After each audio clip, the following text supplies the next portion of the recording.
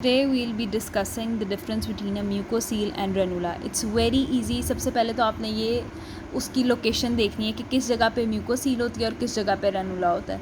So location of a mucocele, one of the most common site is the lower lip and the second common is the buccal mucosa. Whereas ranula ये किस जगह पे होता है? It is present in the sublingual gland.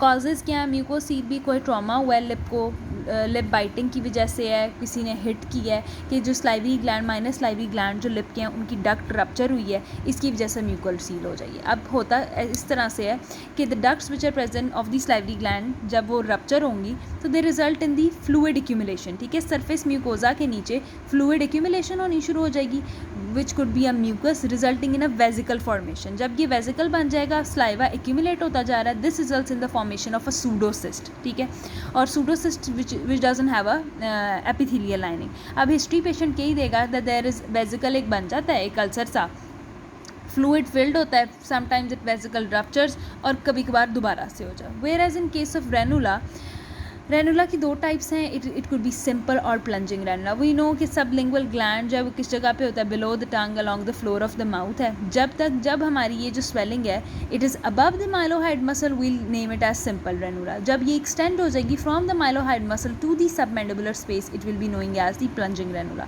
अब plunging ranula का एक side effect ये भी है कि अगर तो ये डीपर स्पेस में जा रहा है फ्रॉम द सबमैंडिबुलर स्पेस, ये डीप जा रहा है टू द नेक, तो it could compromise the airway. एक और डिफरेंस इन दोनों के साइज़ में आ जाता है. म्यूकोसील जो है it will be smaller in size, हो सकता है with the time it gradually increases.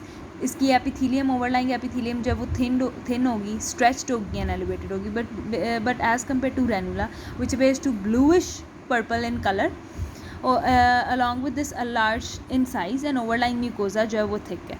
Differential diagnosis if we see of the ranula तो ये है कि फ्लोर ऑफ द माउथ पे कौन सी स्वेलिंग्स हो सकती हैं? रेनुला हो सकता है, लिम्फो एपिथेलियल सिस्ट हो सकती है, epidermoid cyst, dermoid cyst, mucoepidermoid carcinoma और any type of mucosal tumours.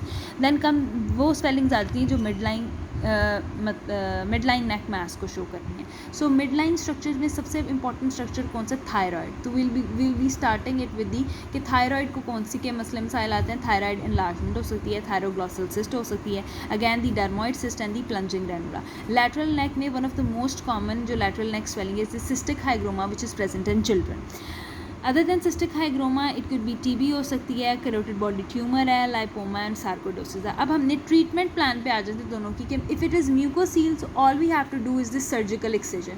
हमने उस जो इस म्यूकोसील बनी है उसको सर्जिकली एक्साइज कर देना है. अलॉन्ग विद दिस जो ग्लैंड्स, माइनर ग्लैंड की डक्ट की वजह से ये हुआ है उसको हमने क्या करना है? उनको भी कम्प्लीटली एक्साइज कर देना है ताकि चांसेस ऑफ रिकरेंस जो है वो कम हो जाए. और इसमें हम करते क्या है? We'll give a regional mental nerve block देते हैं and then we do the incision और इसको कम्प्लीटली रिमूव करते हैं. In case of ranula we go for marsupialization. अब मार्स सुप्लाइजेशन में हमने क्या करना है कि हमने जो ओरल म्यूकोजा है of the floor of the mouth along with the superior wall of the ranula, उधर से हमने एक्साइज किया और फिर रिमेनिंग जो वॉल है रेनुला की उसको with the floor of the mouth हमने सूचर कर दिया. ठीक है, and leave it there to heal by secondary intention. Now this process of leaving there to heal by secondary intention is known as the cicatrix formation. Chances of recurrence in ranula are less but sometimes हो भी सकती है. So this is all for today, the difference between mucocele and ranula. These are the points, hope you like it.